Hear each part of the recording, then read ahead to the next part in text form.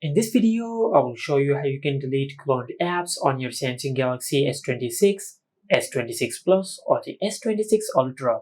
Now to delete cloned apps on your Samsung phone, first of all, just open the app drawer, then tap and hold on the cloned app icon. As you can see, this is the original app and this is the cloned app. Now tap and hold on the app icon, and from here just select uninstall. Now after you do that, you'll delete the cloned app on your Samsung phone. Now sometimes when you try to delete a cloned app, it might ask you that if you want to keep the data associated with the cloned app or if you want to delete the app with its data. Now if you want to keep the data, just tap on keep app data. Otherwise, you can uncheck this option and you can select uninstall. Now this is one method, but you also have another method. For that, just go to settings.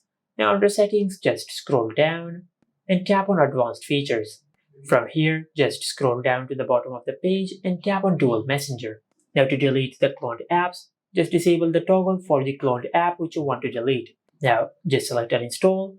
Now by doing that, you will delete the cloned apps from your Samsung phone. Now sometimes people might create duplicated app icons on the home screen of their Samsung device and they do not know how to get rid of the duplicated icons. Now doing that is very simple.